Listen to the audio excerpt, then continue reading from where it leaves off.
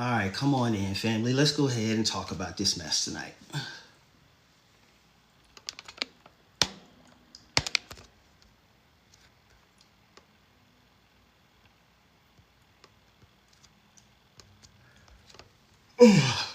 So it's late, and I don't know how many of y'all caught that, but let's see what we're gonna do.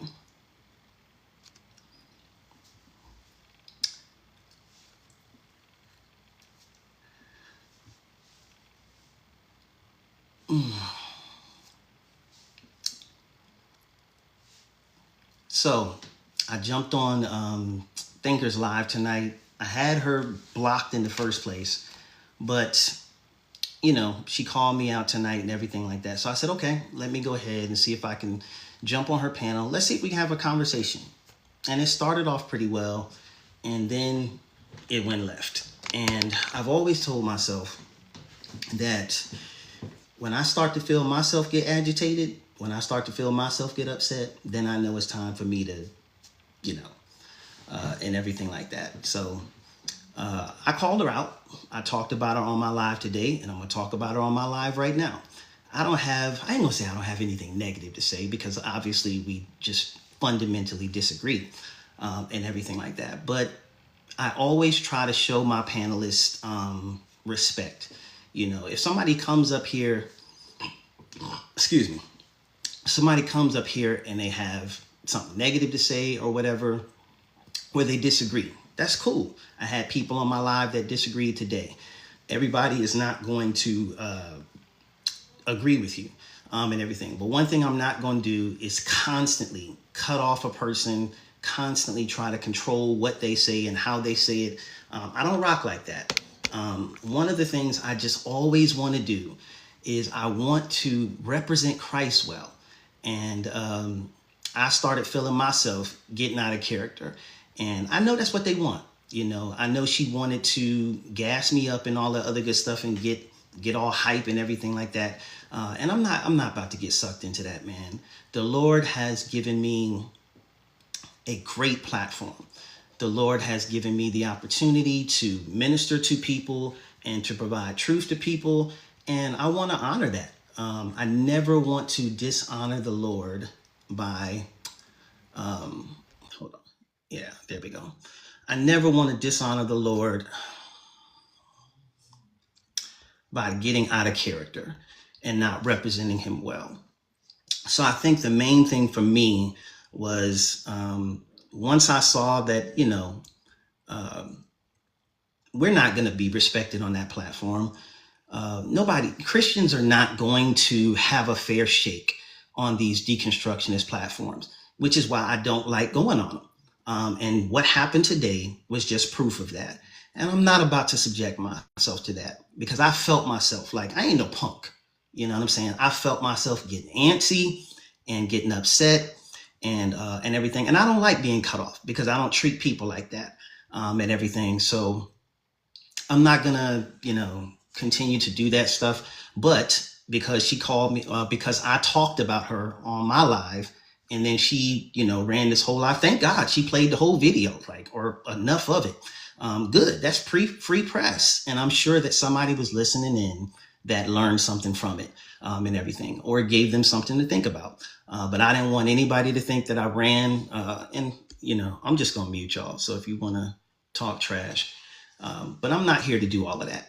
And I think I represented myself well. I'm not here to disrespect her. I'm certainly not here to go back and forth and everything like that. I'm not doing that, man. And exactly about, always yelling and stuff like that. I don't have time for that. And here's my thing. Like, how are you going to say that you've had a conversation or that you've read content on the resurrection and you don't know Gary Habermas? Like,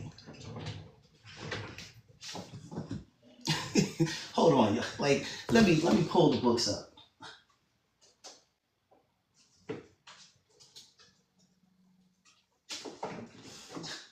All of these are books by Gary Habermas.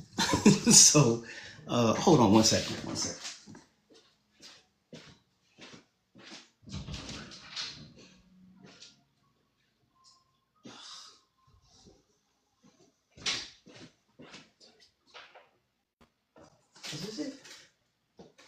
that's not it. Okay. So how are you going to tell me that you have studied the resurrection, but you don't have this book? You don't even know about this book. This is the world's leading scholar on the resurrection. And you're going to tell me that you're going to say, this woman got on her live tonight and said that there are no biblical experts that talk about the evidence for the resurrection. Are you serious?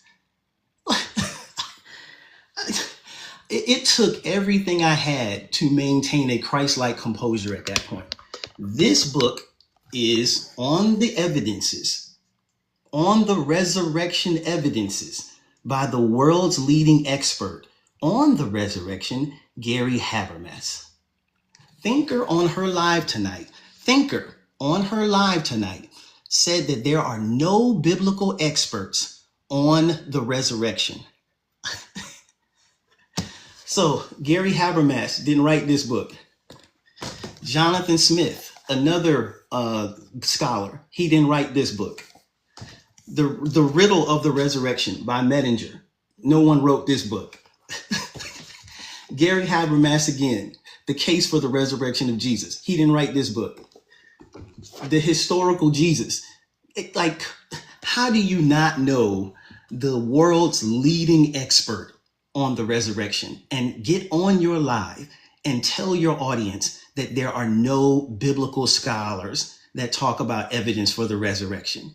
That is insane. And sis, I'm not interested in a debate. If you came on here tonight and you're trying to get into the back and forth and all that other good stuff, no. And you can talk about scared and all that stuff. No, it's smart, because it's not even worth my time. Exactly. They just want to antagonize.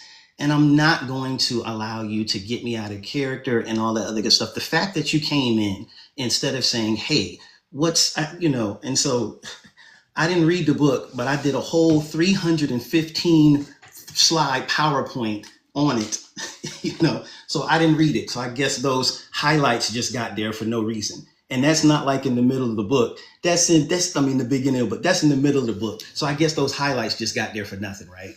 Get out of here. So it's stuff like that I can't take you seriously. If you conduct yourself like that in the comments, how am I supposed to believe that you can conduct yourself with any decorum when we get on live together? The reason that I actually went and had a conversation with Jasmine live was because we had a conversation off the air, and it was a great conversation. And I said, you know what? If me and Jasmine can talk like this off air, then when we get on the air, I think we'll be able to handle ourselves and everything. And me and Jasmine had an incredibly respectful conversation for almost 2 hours.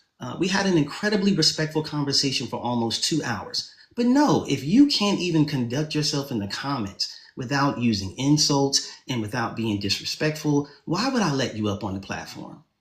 And so no, I want to be known, just not for what I know up here, but how I conduct myself. And so I showed up. I ain't no punk. I showed up. I talked about her on the live, and then I came up there and everything like that, and I showed up. So if she really wanted to listen, the moment I started giving evidences, what did she do? She cut me off. And that's exactly what she did the last time, which is why I blocked her.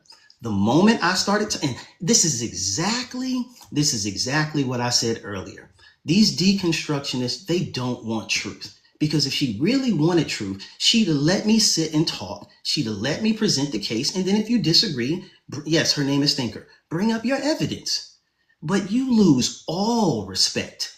You lose every single ounce of respect when you say that you have studied anything about the resurrection and you don't know the name Gary Habermas. When you tell your audience with 500 people in the comment section that there are no biblical scholars that talk about the evidence for the resurrection, where do you think all this comes from? And this is just my printed stuff.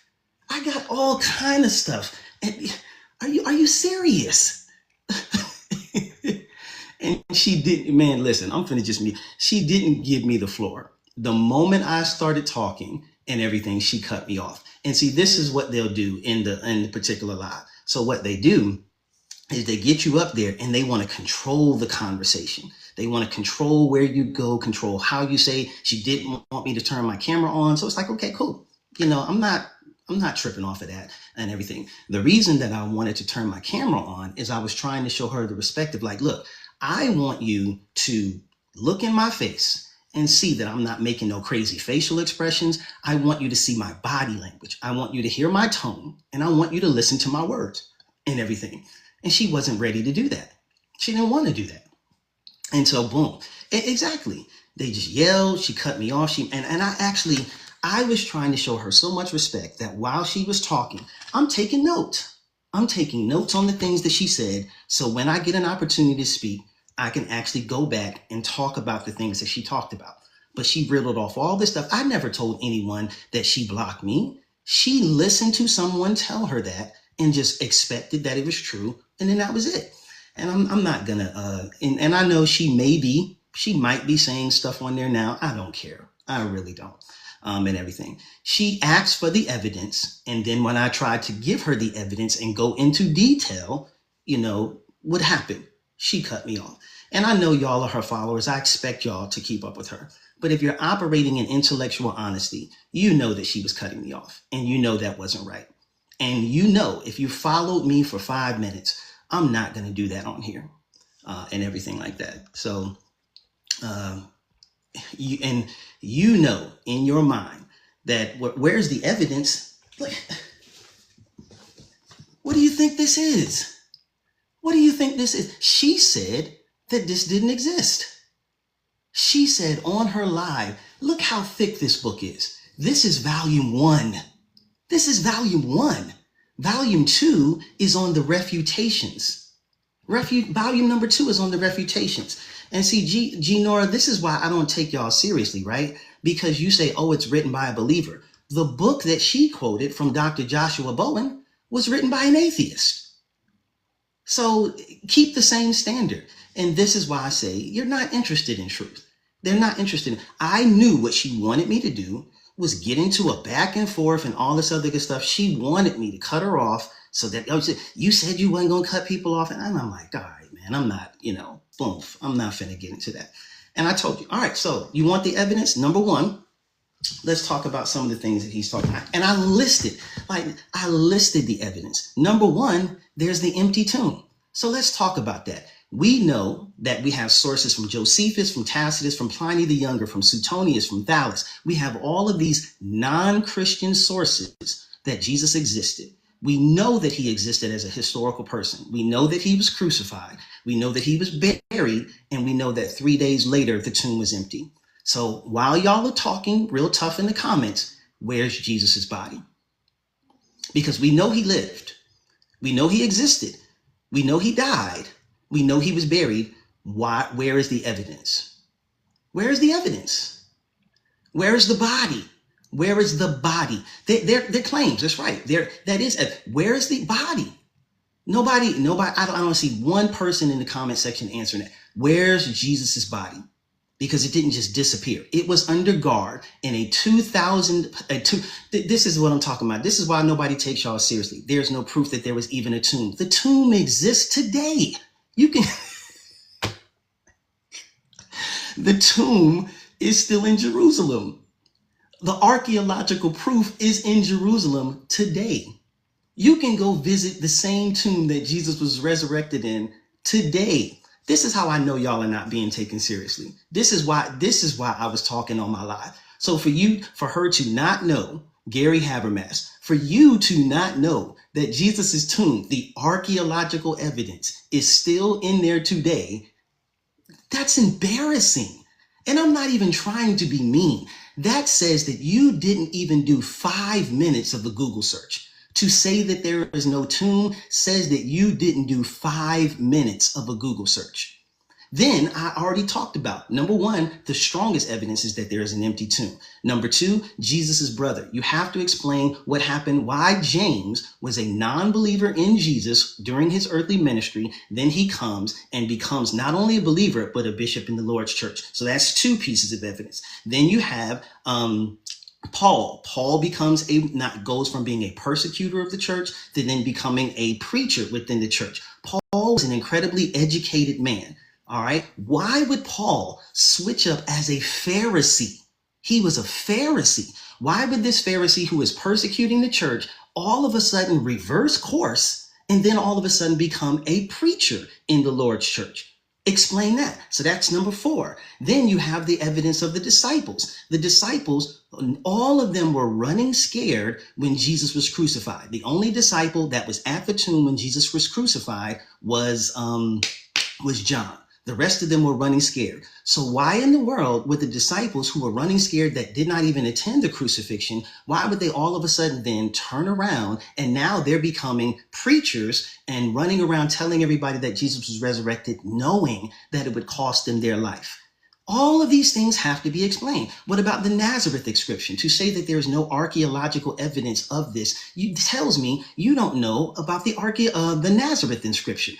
I talked about all of these things on her live. What was her response? Nothing.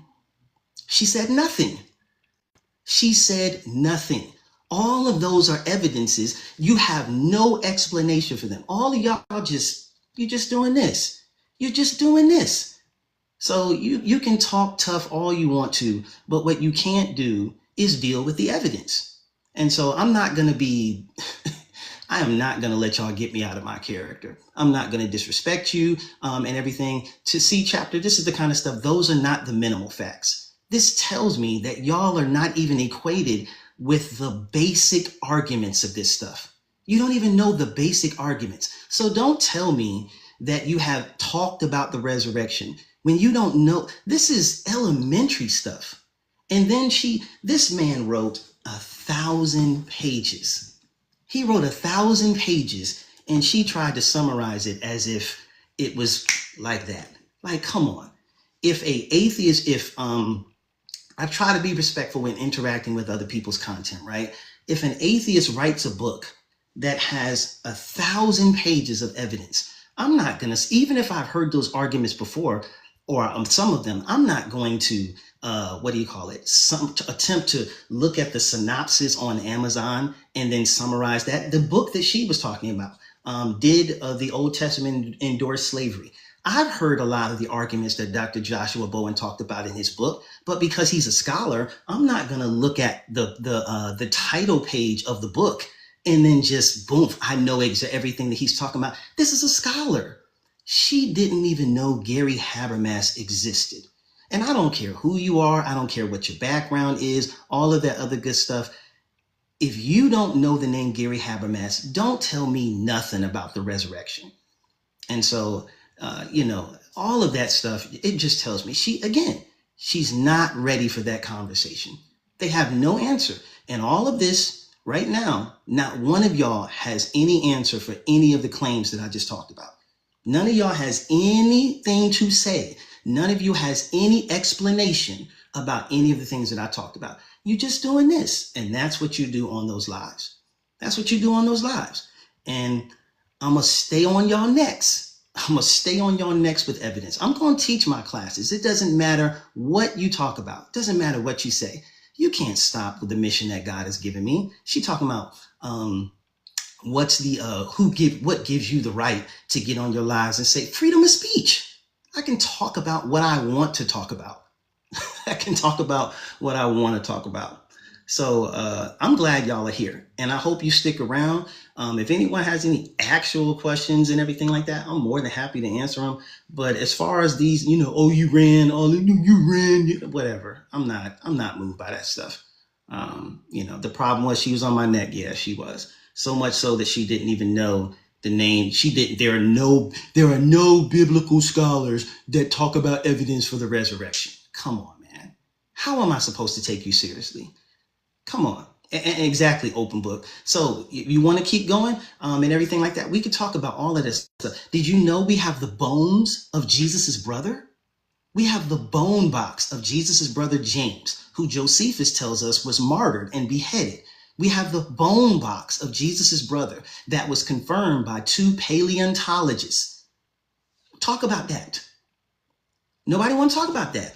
So why do we have all of these things and everything like that? So again, The ossuary of James, exactly. But they don't want to talk about that stuff. Y'all just want to get on here and defend Thinker, and that's cool. I'm not mad at you. I'm not mad at you and everything like that. So tell me more about what? Where did Jesus go after he was resurrected? You know what happened. He spent 40 days in there. He talked with his disciples. He met with them on the edge of the water, talking about all that other good stuff. And then after 40 days, he was ascended. Pentecost happens, all of that other good stuff. I'm not worried about these people, man. I'm not worried about these people. I knew that they were going to come and talk trash and all that stuff. They want to defend Thinker. Y'all want to get me out of character. And that's why as soon as that stuff started happening, I just left. That's why I blocked her the first time. And all she did was validate why I blocked her. Please, y'all. I was given the evidence the first time and she cut me off. She cut me off. So again, we don't know Gary. Gary's not an apologist. See, Melissa, that just lets me know you don't know what you're talking about. You don't know what you're talking about. One of the things that I do not try to do is misrepresent an atheist position. So I try to educate myself on things like evolution. I read books by people who are Christian and people who are not Christian on things about evolution and the Big Bang Theory and stuff. Because when I'm talking with people who don't believe the same thing that I do, I want to show them the respect of actually knowing their position. This stuff tells me you don't know my position. You don't know the Christian position. You don't know the arguments. And here's the thing, you don't care. And that's cool. So I don't know what you expect and everything like that. I don't know what you expect, So again, y'all can, insults are what people turn to when they don't have info. And I notice all of y'all are talking real tough in the comments, and it's not bothering me one bit. Because what you haven't done is explain the evidence that I've already talked about. You haven't explained the evidence I already talked about. All right. So, yeah, okay. Then why are you here? It's like, listen, y'all. So, oh, Truth, what's up, man? I'm sorry, I didn't even look at these. You all right? Yeah, man, I'm good. Were you on? Huh? Were you on there? I caught about the last 20 minutes. Let me ask you a question. I'm not going to stay up for long. Help me to understand. Every time I come across one of these deconstruction of Christianity, which, by the way, they can't deconstruct it, it stood the test of time for 2,000 years and shall, as of course you obviously know. Help me to understand on a spiritual or psychological level, where does this hostility come from? You know what it is? I don't know. I don't know. Because here's the thing. If I didn't believe I don't make a lot of videos about atheism. Right. So I would not spend all of my time attempting to talk about something I don't believe. Atheism or deconstructing Islam or something. Yeah. Exactly. So people like Dan McClellan, I don't understand him. If I'm a Mormon, a Latter-day Saint, and I really believe that Latter-day Saint has the truth in the world, I'm going to spend my time giving people that truth. I can't think of one, and I don't follow Dan anymore, but I can't think of one video where Dan is going there and they're talking about his own faith. Why? Right. My faith means everything to me, which is why all I talk about. Matter of fact, yesterday, when I love the Breakfast Club, right? So I have two YouTube channels. I have my ministry YouTube channel, then my personal YouTube channel. I wanted to keep separate my ministry from, entertaining things like Just Hilarious and all that stuff. So I knew the video was going to get views, but because I don't want to be known for trying to get views, I didn't even upload the video from Just Hilarious on my ministry YouTube page. I put it on my non-monetized personal one because I didn't want to give room for people to say, oh, you're doing that. My heart is pure. Right. You know what I'm saying? So I don't want to, I don't have the energy to disrespect people and to insult them and all of that other good stuff. It's just, it's tired to me, man. I've come across, just the anger, the hostility. I was just on there like the last 20 minutes before you left. and just the anger, the hostility. You could hear the. And I'm just saying, where is this? Is born out of some kind of deep disappointment or pain or something. You know, there's research that said a lot of atheists have suffered some kind of trauma in childhood, you know, loss of a parent or a child or whatever. And so I'm just wondering, you know, what is the source of this pain? You know, and for some people, it can be different. So I'm gonna just be transparent. I know they aren't here, and they can tag him if they talk about it and everything like that. But Sean Towers, right after I did the live with Jasmine, Sean Towers hit me up, or his assistant hit me up and said he wanted to go live. And so I did the same thing I did with Jasmine. I said, hey, hit me up. Let's have a conversation on the phone and everything like that. No, I don't want to do that. If you want to talk, let's go. I'm like, bro, I don't want to get into exactly what just happened with Thinker, this, whole thing. And I knew all she wanted to do was get me out of character so she can make a whole bunch of videos about it tomorrow, whatever. So I hit Sean and I'm like, yo, if we can't hold a conversation like this on the phone live, I'm not going to get on live on the internet and hold a conversation with you and then get into this back and forth where you get, because I ain't no punk. You know what I'm saying? I'm not going to just let you talk down to me and then not say nothing. So I'm like, no, I'm not going to do that. Then I land my plane with this. I started watching a couple of his videos and I noticed that his son, I believe he has cancer. Something was, clearly up with him. And I said, you know what? I think that's it. I don't really, but this is just my personal belief. I don't know, but I don't believe that Sean Towers' problem is with God and his existence in that period. I think he's hurt and he can't reconcile what's going on with his son. Yeah. So it's like, this is not about God. This is not about theology. This is about a man who's hurting. And if I have a conversation, I want to get to know Sean Towers. I don't want to just have a conversation on the internet for likes and views and shares. That's not my heart. Right. So it's like, no, if we can't even talk as men, then no, we're not going to have a conversation in front of a whole bunch of people. I came on when she was demanding that you turn off your camera, which I thought was petty. Okay, I'm gonna go ahead and mute up and I'm gonna stay on for a while. But if you need to drop me for somebody else, feel free to do so. Okay. No, man, you good. We brothers. Stay strong, man. Stay strong. Stay strong. Good. Thank you, bro. Thank you, and everything. So, it is what it is. And so, listen, y'all can say whatever y'all want in the comment section. I don't know what's got y'all hurt so bad that makes y'all think that y'all got to lash out at me. But find something more constructive to do with your time, because I'm gonna keep preaching. I'm gonna keep teaching the gospel. So I don't know what you think this is gonna lead to, but it ain't gonna work. So thank you for being here. I hope you hear something that sticks with you. And if you don't, that's cool too. But I got a question.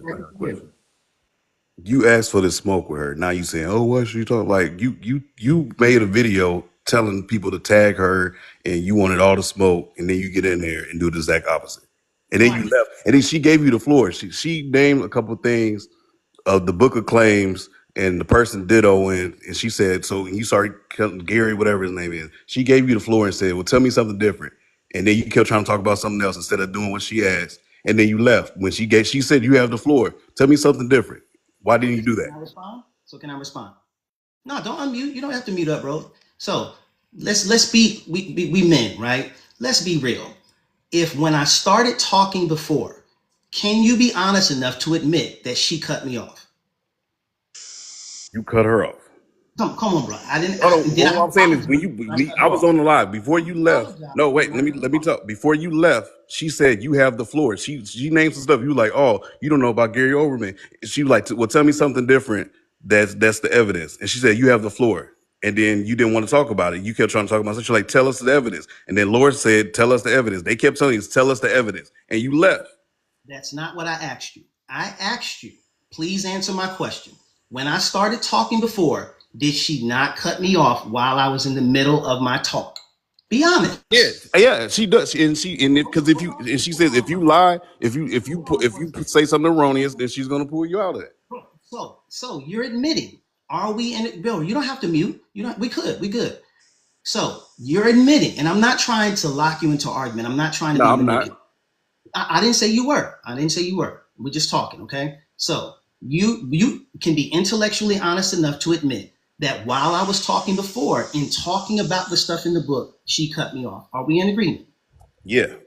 Okay. So why would I? And I'm asking you to be honest. I'm not saying that you're going to lie. but I'm asking you to be honest. Why would I believe if you cut me off the last time that I was making my argument and you didn't let me finish then? Why would I believe that you would let me finish the next time?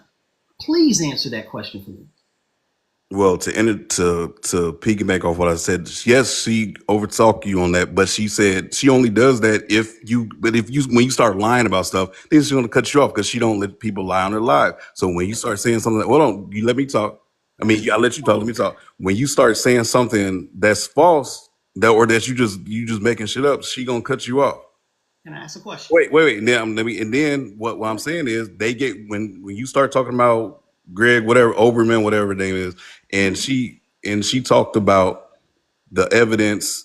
Well, I'm not gonna call it. It's claims. So the guy you talking about and the other people that makes these books that's talking about the quote unquote evidence are just reiterating the claims that are already in the Bible. So I can make a book talking about something that's already in another book. That doesn't make it evidence because I wrote a book talking about it.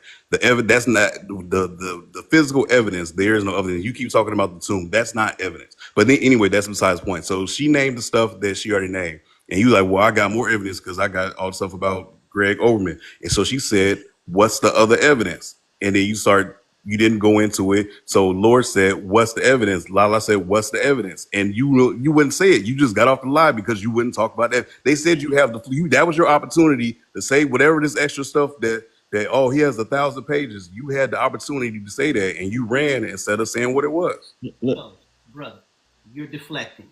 I'm not. Is that not what happened? What happened? I let you talk. You just admitted. Let's be real, bro. You just admitted that when I was in the middle of my conversation before, that she cut me off, and you said she started over talking you. Did I misquote you? Yes, you misquoted me. She didn't. I didn't say she. I said she cut you off when you start throwing out false stuff. She will cut you off because so she won't let you tell false stuff on her lie. She cuts you off. And to be honest, and when you said, "Well, I don't overtalk people," I'll let. Oh, wait, let me finish. Hold on. You said that's not what I do, and you did the same thing to her. Hold on. Please hear me out. I'm trying to handle one thing at a time.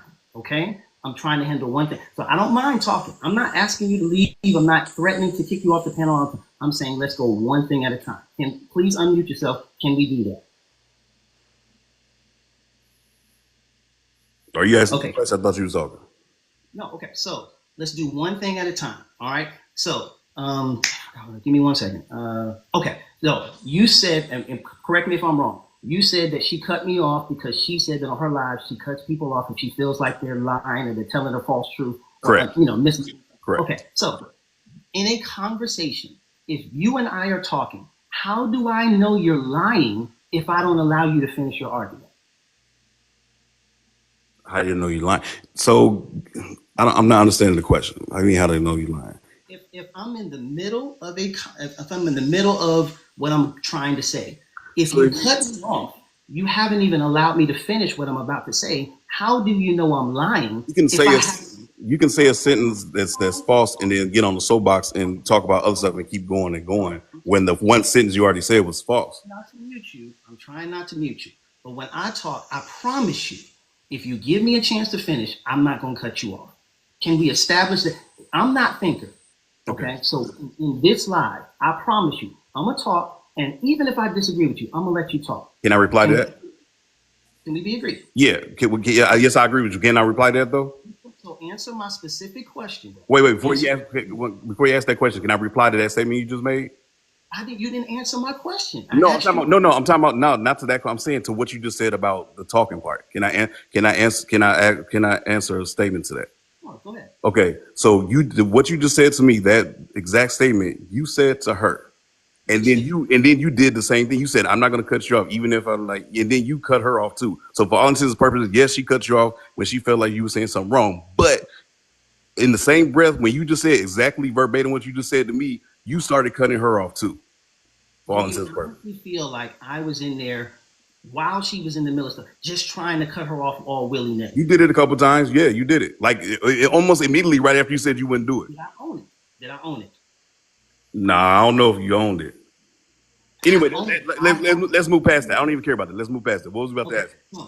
If I'm in the middle of talking and you don't even allow me to finish. And you admitted that she was over talking me. How can you tell if someone is telling the truth or if they're lying if you don't allow them to finish what they're saying? Oh, I thought I already answered that. What I'm saying is I can talk and I can give you a whole paragraph or something. One of those sentences I say in that paragraph could be a lie or it could be a falsity without me finishing the whole paragraph. So yeah, I can say something false in a sentence. So you don't have to finish a whole paragraph without having a false sentence in there.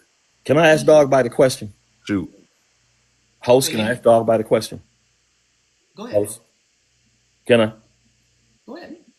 Dog bite, you said the empty tomb is not sufficient evidence. If it has been reported that a bank has been robbed and they go into the bank and the vaults are empty, the money is gone, is that or is that not evidence that the bank has been robbed, the empty vaults? That only makes sense. So an empty tomb is just an empty tomb. Doesn't make sense. The bank is empty. It's an empty tomb. That could be Daniel Boone's empty tomb. Like, Sir, just because it's an empty tomb doesn't mean it belonged to Jesus. That's not evidence that is Jesus' tomb. It's just an empty tomb. It's an empty cave. There's nothing there that says it belonged to Jesus. So an empty tomb isn't evidence that it belonged to you're Jesus. being disingenuous. No, sir. I'm not. So hold on, Truth. Let me get this. So, okay, go ahead. This is what we know. We know what tomb Jesus went to because we know that it was Caiaphas's tomb. All right. They knew what tomb it was. This wasn't just any empty tomb. This was the tomb that the most famous man in all of Jerusalem is buried in.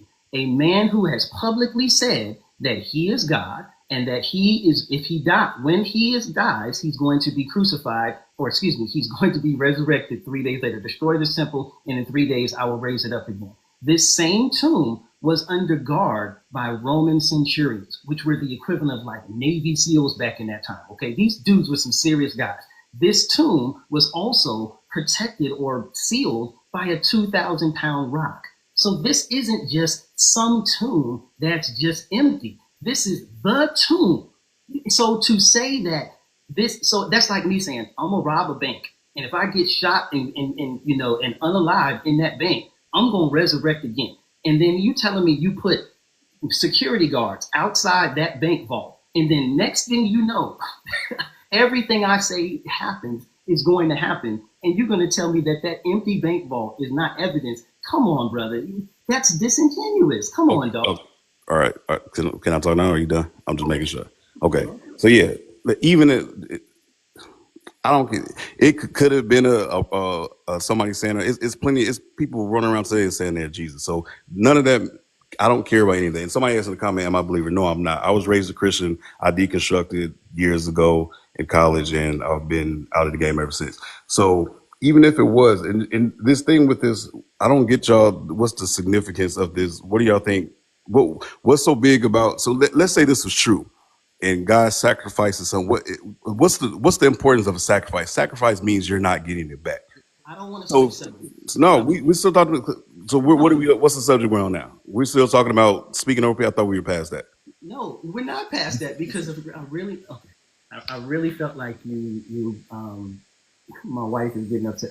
I really felt like you kind of dismissing. This is our faith, bro, and this is the quintessential piece of evidence that our faith is based upon. So the tomb is the quintessential evidence? The resurrection, yes. Right. So no, I'm still talking about the resurrection. So I'm asking about. So my question I was about to ask you is about the resurrection. I'm not going away from that. My question is about the resurrection. Well, the pre-resurrection. So my question is, so the biggest thing for y'all is like, oh, he sacrificed his only son. What's the significance of the word sacrifice? Sacrifice means something you're not getting back. He came back 3 days later, quote unquote. I don't like I said, having this conversation is like we might as well be talking about Harry Potter or MCU. We could be talking about Infinity or Endgame. I could talk about it. All of these things, including the Bible, are just as fantasy. So he sacrifices. He came back 3 days later. What was the significance of the sacrifice? If I sacrifice something, I'm gonna get it back. If you came back 3 days later, he sacrificed his weekend. So first of all, thank you for asking the question. But and I'm not. I promise you, man, I ain't got no reason to disrespect you. But the fact that you are asking these questions says that you really haven't taken the time to attempt to understand the Christian. Hear me out. So when it comes to the sacrifice of Jesus, we know that one of the things in the scriptures tells us that when there is sin, that sin has to be atoned for. Because God is a holy God, he is a just God, he must punish sin. And we are the sinners. We are the people who have rebelled against God's laws and broken his laws. And so our sin must receive a penalty for it. So the significance of the sacrifice of Jesus is that he, a person who knew no sin, literally became the very antithesis of what he of his intrinsic character. He came down and became sin on our behalf that we might receive his holiness. He completely went against his character, satisfying his own standard for justice, for against sin, and then giving us mercy in return. So and all of this stuff is fundamental Christianity. So for you to say that you once were a Christian and that you deconstructed, it makes us believe that no one, I'm not saying that you weren't, I'm not going to argue that point, but it says that no one really discipled you into what the gospel is. This is the gospel. And so this is, for us, it's rudimentary stuff, these questions and I'm more than willing to sit up and answer them all night. I'm leaving the garage because my wife said I'm making too much noise. I didn't have to go on that live tonight, but I did it because I don't want nobody thinking I'm scared. If I was scared and a punk, I wouldn't have went up there. But again, I don't want to get into all of that. But this is our faith. So all we're asking for you to do, all we're asking for deconstructionists to do is when it comes to slavery in the Bible, to genocide in the Bible, to understanding things like the sacrifice, ask a person who is qualified to give you these answers. Ask an apologist who is qualified to ask Truth of the Gospel, ask TTG, ask Inspiring Philosophy, ask me, bring us up on the panels and give us an opportunity to explain what it is that we believe instead of misrepresenting it. Because we don't do that to y'all. We don't bring you up on panels, misrepresent what atheists believe, and then and do this kind of stuff. That's all we're asking. Wait, what did you say? But you don't do didn't you just literally do that on that last? The whole reason why we having this conversation right now, when Thinker said you brought her name up, that's what you did on that last live. That last sentence you just said. That's exactly what you just did. Explain. Go ahead. We said you don't talk about atheists and talk about what they don't like. That was what you were. That was the whole reason why you came up on her live, because she said you brought her up. That whole soliloquy you was on talking about atheists and all that. May I clarify? Go ahead. All right. Thank you for that. What I said was exactly what I said here. It's not that we don't talk about y'all. When I say we talk about y'all, please, I should have elaborated better. That's my fault. What I mean is we don't bring y'all up and misrepresent what you say. What I said about Thinker when I first got on that panel is that when I came up on her live, she cut me off when I first got into it and started matter of fact, I remember what it was now. I don't even want to get into that. But I said she cut me off. She would not allow me to finish. And she did exactly what I said she did before that led to me blocking her before. We don't treat y'all like that. I can't speak for her. The people that I rock with, Truth for the Gospel, I Wonder, Slim, we don't treat people like that. We don't intentionally I'm going to ask an atheist, what is it that you actually believe? And then interact with that. But the fact, come on, and I hate to keep saying this because I'm not trying to be shady. That's just the way I talk. But when you tell me that you have spent hours talking about the resurrection and you don't know the name Gary Habermas, when you say that you've spent hours talking about the resurrection and you have the nerve to say that there are no biblical experts that talk about the evidence for the resurrection, are you serious? How do you expect me as a Christian to take her seriously when she says that there's no biblical experts on the evidence of the resurrection? So, I'm going to just be honest. That is a stupid claim. That's a stupid claim. When you talk about these books, like I said earlier, you're talking about people who wrote books dittoing the claims that are in the Bible. So it's just a claim on top of another claim. It's not just a claim. It's evidence. Now, you may not agree with the conclusion of that evidence, and that's cool. What's the most vehement, what's the most solid evidence out of these books? Like you keep talking about the Gary Habermas. What's the most solid evidence? The tomb not doing it for me. What's the outside of the tomb? It doesn't have to do it for you. It's done it. And I'm sorry if I cut you off. My bad. Go ahead. Yeah, I want you to give me your most solid piece of evidence that you have And I'm not talking about because of and not diddling a claim. What's the most solid piece of physical evidence? Not the tomb, because that could be anybody's tomb. What's the It most solid? couldn't. And I'm sorry. Were you finished? Yeah, I'm Again, I'm done. not. Go ahead. Go ahead. Okay. So again, you may think, and I understand that, and this is why I'm more than willing to have this conversation, right? But you may think that that empty tomb doesn't mean anything. But for us, that means a heck of a whole lot. And for the people in Jerusalem, it meant a heck of a whole lot. The fact that the people paid the guards to lie about what happened and said that they stole the body, that says that to them was a big thing. The fact that the Nazareth inscription, which you can Google right now, comes out shortly after that, saying that it's now a capital offense to take a body out of a tomb. That says that it was important. That says that the emperor, it was important enough for him to come out with basically like one of, I can't say that, I'm a soldier now, like the laws that's being signed into effect right now. You understand what I'm saying? I can't say much now, I'm a soldier, right? It says that it was important to them. So it says that this, think about how crazy that is for a man to say, if you unalive me, I'm going to tell you in 3 days, I'm getting back up again. Then he gets up. He shows himself to over 500 people. He walks around for 40 days eating with people and all this. And think about this. It set the entire city of Jerusalem, then Samaria and Judea on fire to the point that there's millions of people. Millions of people people ain't stupid. And people in Jerusalem aren't just going to believe that a person got up and walked out of a tomb because somebody said so. People are not stupid. Paul was not stupid. Paul is not going to believe that Jesus Christ was resurrected as a Pharisee just because the disciples said so. All of this stuff has to be explained. And Thinker doesn't have an explanation for it. The people in the comments don't have an explanation for it. But these are historical things that happen that even non-Christian scholars agree on. And so what we're asking is, one, where's his body? And why did all of these things happen if Jesus Christ was not resurrected? The floor is yours.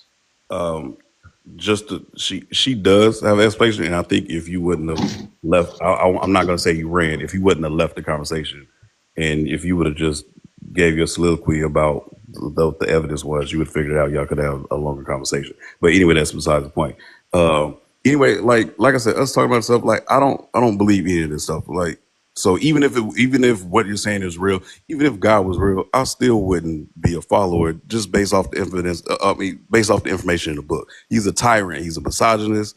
He condoned slavery. He condoned unaliving children. Like it's a laundry list of things that even if he was real, I still wouldn't want to follow. And that's the crux of the thing. So let me ask you a genuine question. How many books have you read on slavery in the Bible? How many books I read on slavery? I mean, it's in Leviticus. It means all over it. I'm not gonna sit here and lie to you that I'm a biblical scholar. Like I know, like I start rolling them off like that. But I read enough to know that I don't rock with it. Have you read the entire book of Exodus? Yeah, I mean, I haven't read the entire book, but so what? I heard your explanation. What's your explanation? Because I know you're gonna talk about like, oh, it was indentured service, and because I heard you talk about because I heard it because she played some of your live and we said you tried to king slavery in that time to being in the military, like you had to sell yourself to in the military. That's just king slavery. That's just not true because chattel slavery is in there. So the Israelites were indentured servants, and chattel slavery was for people, the aliens, the people that weren't Israelites. That's not true, because chattel slavery was based upon race. And this is what I'm saying, my brother. When you misrepresenting arguments, it tells me that you haven't done the research to truly understand these topics to come from them. When it says slave for life and passing your children down. I asked you, have you read the entire book of Exodus? You said, have you? I'm gonna ask you again because it wasn't clear. No. Have you read the entire book of Exodus? No. Have you read a book on slavery in the Bible? I have. You have? Yeah. What book? Leviticus. Okay. Have you read in anything outside the Bible to understand the slavery in the ancient Near East? I don't need to.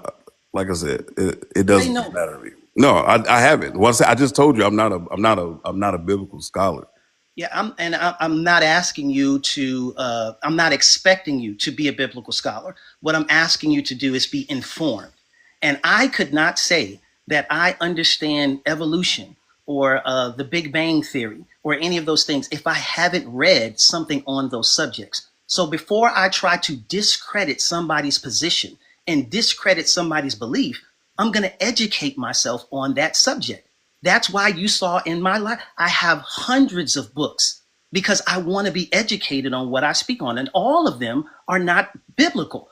A lot of them deal with Black history. A lot of them deal with relationships and different things. I want to be an educated person, which is why I went to school and got a master's degree, which is why I'm pursuing a PhD, because I want to talk from an educated standpoint so that when I talk, I have credibility. So when people say, when there's not a book in this world, not one book that people would pull off a shelf, open it up, read 3 or 4 lines from that book and think that they can speak intelligently about what that book is talking about.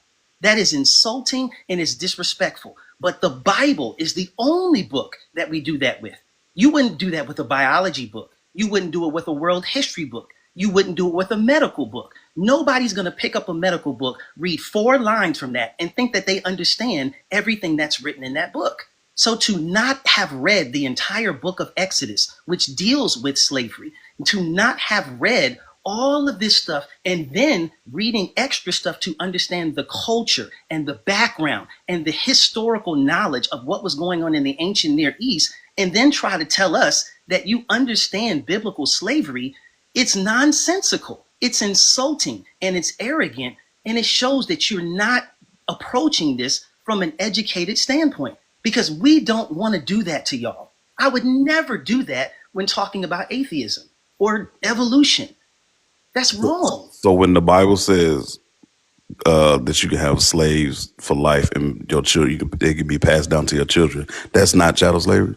No, that's not chattel What is slavery. that? Do you What is know? that? Do you know what the requirements or the description was of chattel slavery? I'm telling you that chattel slavery was based upon race. It was forcible. These people and all this stuff. The description of chattel slavery does not match the biblical slavery that existed in the ancient Near East. So what does Slavery. it mean when slaves can be handed down to your children and your children's children, like property? Okay. Because that All right, sounds so like property to me. yeah, it's going to take me a minute to explain this. Do you mind giving me the floor for a second? Go ahead. Okay, appreciate that. So in that particular time, what they didn't, if a person, and we're just going to interact for a second here, and I promise you, I'm not trying to manipulate you, and I appreciate the conversation. I appreciate your respect. Like in this particular time, if a person starts committing atrocities, they start unaliving people, raping people, all that other good stuff and everything, what's going to happen to that person? You mean like today? Yeah. I mean, they'll go to, you mean like prison? Yeah. So who would put that person in prison? The government. Okay, the government and all that other good stuff. Mm. Did they have a government in the ancient Near East? I don't know. No, they didn't. Did they have, are you aware of any prisons that they had in the ancient Near East? I'm not aware of any. Are you aware of any police that they had to enforce laws in the ancient Near East? I'm not saying they didn't. I mean, I heard you. I heard, like I said, I heard this part. But right. So what I'm trying to explain then, from a biblical perspective, people who are truly interested in understanding this, is that God, from our standpoint and our biblical belief, God has the right, because the earth is his. It belongs to him. If he sees the Canaanites, the Hittites, the Perizzites, and all these other things doing things that are wrong, and the book of Leviticus, you said that you read it, it literally tells you the things that these nations were doing. God sees these nations doing horrible things to children. He sees them committing idolatry. He sees them committing all of these detestable acts, the Bible says. And so God uses the Israelites as his army to go and enforce righteous standards upon these nations that were doing negative things. So what he was doing was using Israel as basically like his police force to police these Canaanite pagan nations that were committing atrocities that broke his laws. And so withholding them in Israel would have been the equivalent of like putting someone in jail, because in the ancient Near East, they did not have them. So even today, if a person commits unaliving of someone, they're in jail for life. And it's the same thing that happened then. God did not allow them to be free because he knew that all they were going to go do is go back out there again and do the same type of actions. Then not only that, there was a specific standard in the scriptures of the way they had to be treated. They had to be treated with care and they had to be treated with respect. They were not allowed to abuse these people without punishment. There were no other things that were going on at the time that were like this. And the reason why, and this is listed over and over again in the book of Leviticus, God tells the Israelites that you cannot mistreat these people because you were once slaves in Egypt. So how nonsensical would it be for God to free his people from brutality and slavery and torture and then allow them to inflict the same stuff on somebody else? Would that make sense? So all that sounds cool, Danny, if you're just talking about like prisoners of war but we're talking about their family. So you gave an analogy of somebody being in prison today.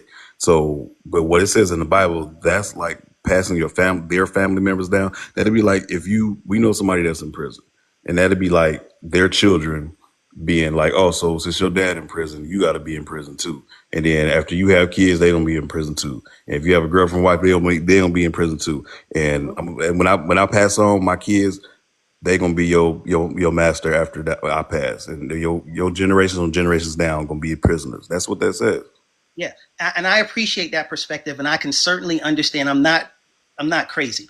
I can certainly understand how it would read like that to someone who doesn't see the whole picture. You see it as them like being held captive and all this other good stuff, and we're looking at it from the standpoint. These people weren't being mistreated. These people were being taken care of. The Israelites also had to provide for these people. They had to house them. They had to make sure they ate. They had to take. This was and what I'm saying is, whether we like it or not, this was the culture of the ancient Near East. And so what people are doing, and I promise you I'm gonna land my plane with this. I'm trying to be quick with it and everything. This was the culture of the ancient Near East. We see this in movies like 300 and all that other good stuff. When a nation conquered another nation, they enslaved those people and they forced them to work for them. So God, understanding that this was not an ideal culture, he worked within the social context of that time until that social context could be redeemed. This was not a perpetual thing that existed for generations to generation. This only existed during the generations of Moses and Joshua. And then after that, as the world began to progress, you don't see that type of stuff happening in Israel again. And this is how we know that God is a just God. Because the same things that I just told you about, the same things that I said that God judged these other nations, these evil acts for doing, when Israel started doing those same evil acts, what did he do to Israel? He judged them too. And he allowed them to go into slavery in Babylon, the Medo-Persian Empire, the Greek Empire, and then in the time of Jesus, the Roman Empire. So if anything, God is just because the same thing that he allowed them to go in and judge other Canaanite nations of, when his people committed those same acts, he judged them too. Now, if he didn't do that, then maybe we could say, yo, you ain't being fair. But God is just, he's like, yo, anybody can get it. If you break my laws and you break my righteous rules, you going into judgment too. So can I talk? You done? Of course, yeah, Okay, of course, cool. bro. So, and I mean, you went on for a while, so I got two questions with that. The first one is, so you was like, oh, well, so they had to take care of, they had to feed them, they had to house them. That's not doing it for me because our ancestors also had to be fed and housed. Even though they were slaves over here in the U.S., they were housed, they were fed, they were clothed. So all that stuff that you said, oh, well, that's what they did for them, like that was something good. We got that same treatment. We were still slaves, but we were fed, we got clothes, we were housed, but they still got beat and all that. And the second thing with that is you said God worked within their time. Like, so somebody's all powerful, all knowing had to work with the people to like, hey, I know you guys are doing slavery, so this is how you do it. So like he had to work with them because that's how the time's going on. He's supposed to be all powerful, all knowing. He said you can't wear mixed fabrics, you can't eat pork, you can't eat shellfish. He never said don't do slavery. So he told you don't do all these things, but I'm gonna work with you on this one. That sounds silly. That's It, it silly. does because, and I hear you, because you're not seeing the whole picture. And we can get to the mixed fabrics and everything like that. I can give you an explanation for that, all that stuff, and everything too. So the first thing, in the way that they treat them, the problem with us is the concern. The concern with us as Black people is the moment we hear slavery, we only understand slavery from the context of the transatlantic slave trade. And I get it. The reason that I started studying slavery so hard was because I'm a Black man. I'm a proud Black man that loves my roots and my ancestors. And I was reading these passages like, yo, this don't sound too good. I'm a critical thinker. So I'm like, God, you got to help me with this. So I read every book that I could find, Christian and non-Christian. I got Albert Roberto's Slave Religion. I read Christian Slavery by Catherine Gerbner. I read every book that I could get my hands on to say, God, if I'm going to follow you, I need to know that this isn't the same type of slavery that my ancestors went through. And this is what led me to understand the context of slavery in the ancient Near East. And when we understand that slavery in the ancient Near East existed because of poverty, then we understand if God would have came in, brother, and said, there's no more slavery, for whether it's voluntarily or involuntarily, no more indentured servitude, no more slavery, then how people gonna pay off debts? They didn't have banks. They didn't have phones. God could. I mean, you're talking about somebody all pro. He could have gave him another way. You're limiting your God right now. You're saying like he had no other choice. Like, well, what are they gonna do? He's God. He could have gave him. He could have gave banks to him. Like, this is how you do banking.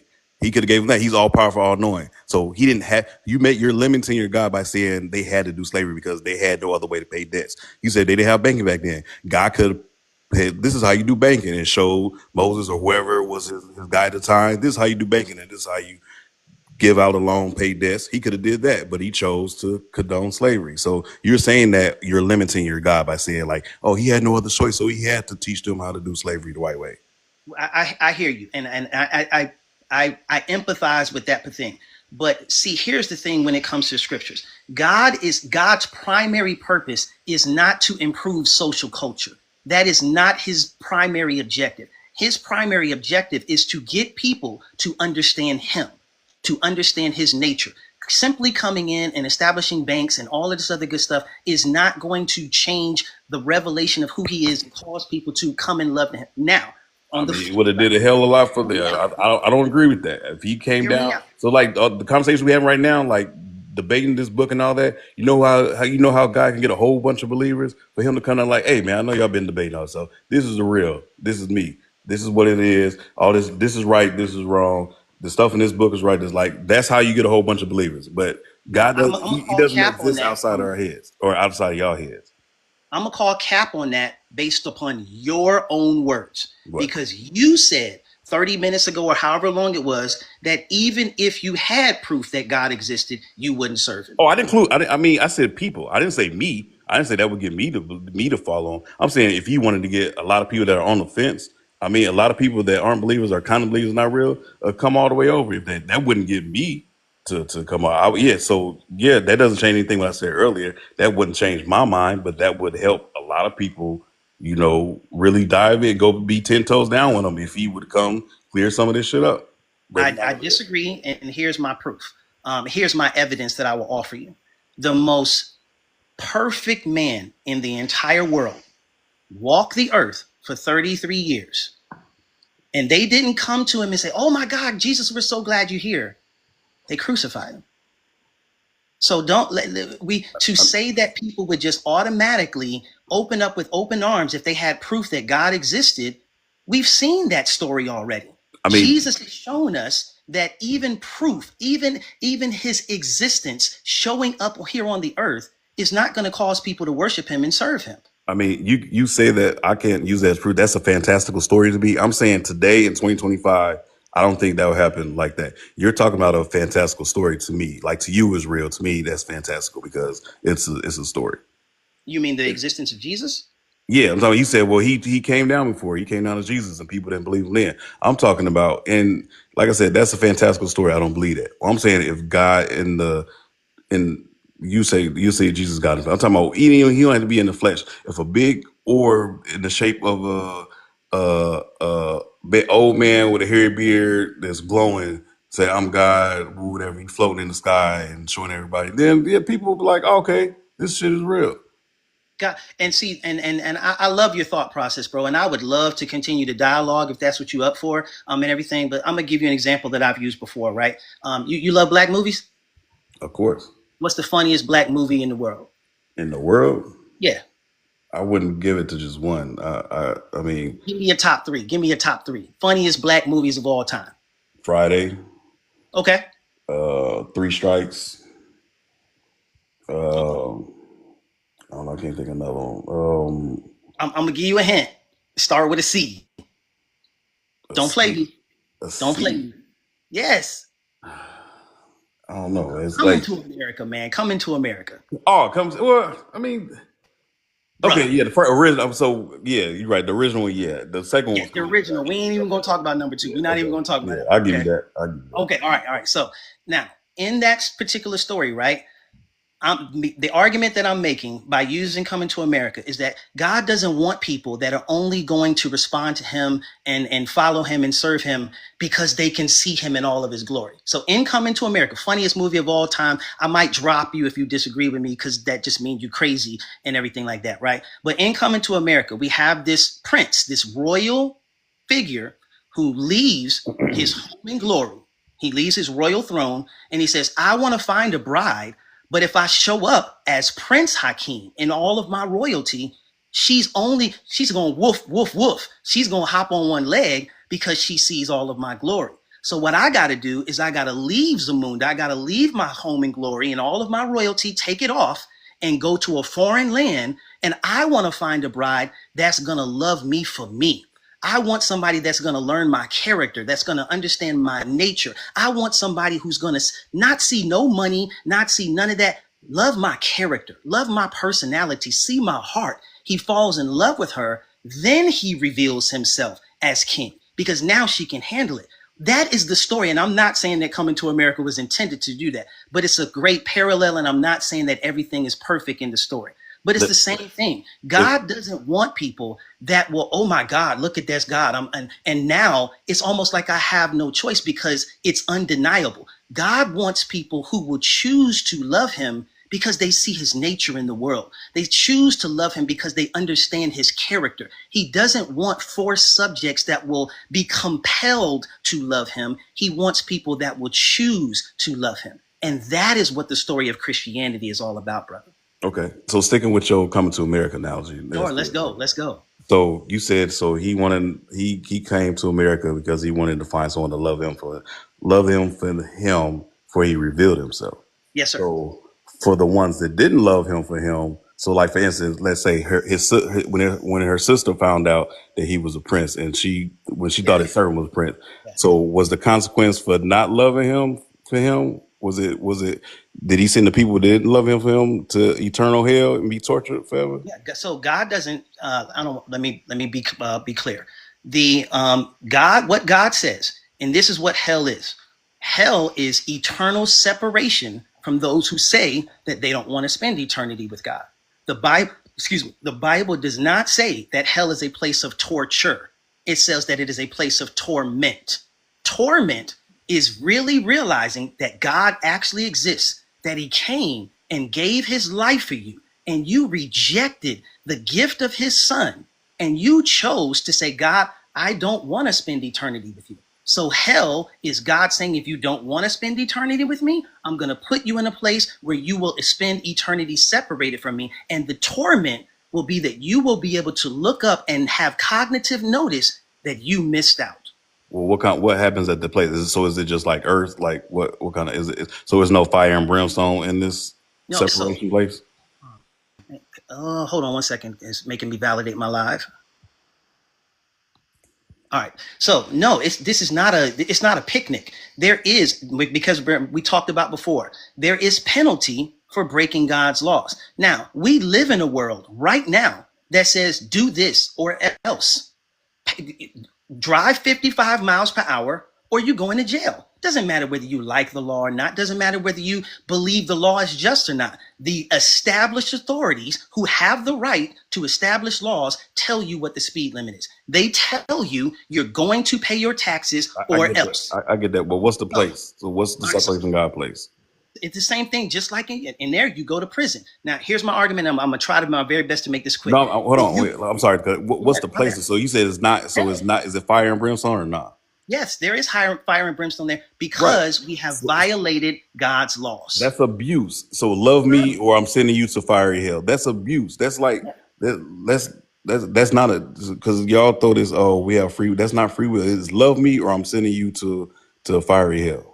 It's what it is to just see, and that's the issue. Like, you all think that it's like we just hear me out. You all see this as it's just a matter of us not choosing to serve you. No, we're forgetting the fact that in not serving him, it's not like people are just being good people and they're going out and just doing amazing things while not choosing to serve the Lord. No, you can do that. Bro, hear me out. We're sinners. And people are sinning and breaking God's law. We are rebellious at nature. So we're not acting as if this is just something where people are just not choosing to, like, we are sinning and breaking his law, and he has the right to establish that law. So if I break a local law, there's local consequences. If I break federal, state. If I break international, the higher the level of authority, the greater the punishment. If we break the authority of the laws of the God of the universe, do we expect local punishment? Love me. God. Wait, love me. This ain't the mayor. Listen, love me or I'll torture you and unalive you forever. That's not abuse. No, that's not. Love me or the consequences for not loving me and following me is forever torment and torture. That's not abuse. No, hell is not. That's abuse. Okay. If I'm going to fire and brimstone, that's torture. That's torment. Whatever you want to use the word torment because that sounds better. Torment. So love me or I'm going to torment you because you don't love me is abuse. That's like you can take out God and put in abusive boyfriend, girlfriend, or husband, and you say if I tell my wife love me or I'm a torment you for the rest of your life, that's abuse. Do you have the right to it's tell your your choice, brother? It's still abuse. You can say it's still a choice, but it's still abuse. Is it abuse? Yes or no? No, absolutely it's not abuse. So if I tell my wife love me, if you don't love me, then I'm gonna put you in my fiery basement and you gonna stay there I'm gonna keep you alive just enough to feel it's burn. You gonna stay there forever. That's not abuse. That is an oversimplification. No, it's not. It's the same thing. Your God said love me or I'm gonna torment you forever. That's abuse. It's not the same thing. If you allow me to explain, I'll explain. It's not love me or else. You're forgetting the fact that in just not loving him, we are actively sinning. Hell is the punishment, is the penalty for our sins, not the penalty for us not loving God. It is the penalty for our rebellion. It's not obeying him, right? That's right. Right. So in the same bill, I can say my wife's not obeying me. I told my wife to have dinner done at 6 o'clock when I go home from work. She's not obeying me. You don't have the authority to tell your wife what to do. You don't have the authority to make laws in your home. I do. It's my house. If it's my house, and if I'm the king of the castle, it's my house. If I tell her to have dinner done at 6 o'clock, she's not obeying me. Who gave you the authority to order your wife? Me. I'm the husband. I'm head of the household. That's the authority. I'm head of the household. That's the authority. So so what I'm saying is that's abuse. If I tell my wife, if you don't love me or if you don't follow me, and if you don't have this house clean and have all the stuff like that, and if you disobey me, then I could torture you forever. That's abuse. That's what you're saying. If you take out the word God and put in abusive husband or boyfriend, it's the same thing. Yeah, I've heard that argument several times. Because that's before. What it is. Allow me, brother. I think that is a complete oversimplification of what is, and what it does not address is the problem of sin. It's not as if you're just not loving the person. You are actively sinning against God. I don't have to love God. Like I'm a good person. I'm a good person. I help other people. I do for my family. I could all the stuff you saying. I could do all that without believing in the God. I help other people. I'm a good person. I take care of my family. That's all I need to do. give like worshiping imaginary being. I don't have to do that. I can do all the things y'all say that Christians supposed to do without believing in imaginary beings. So it's Christians that's bad people. Just because they're Christians don't make them better than me. I'm better than them. According to what you said, that you could be a good. I'm sorry, I didn't mean to cut you off if you weren't done. My bad. No, I'm done. Go ahead. Okay. So in the same way, now you say that a person could be a good person. According to what standard? According to whose standard of goodness? If I'm a good person, like if I'm a good friend, a good family member, a good to my family, I take care of my family, I help other people, I volunteer and do all that. Then what do you mean? What else am I not doing? Just because I'm not worshiping an imaginary being, that make me a bad person? Respectfully, my brother, you didn't answer my question. There I has did. to be a standard. Hear me out. There has to be a standard by which you call something good. There has to be a standard. When we put that speed limit sign out there that says 55, we've established a standard that says anything above Morality that is the standard. Exactly. So by what objective moral standard are you judging your goodness? By humanity. Humanity is not objective, because me and you can't. So what are you trying to say? Is like without God there's no morality or there's no good and bad? That's not true, because it's so what about the civilization? You didn't give me a chance to answer. Go ahead. I am not saying that without God there is no morality. I am saying that without God there is no objective morality. What's the difference? Great, thank you for asking. Objective morality means that you believe that you're good. I don't believe that you're good. That's subjective. It's depending upon my mind versus your mind.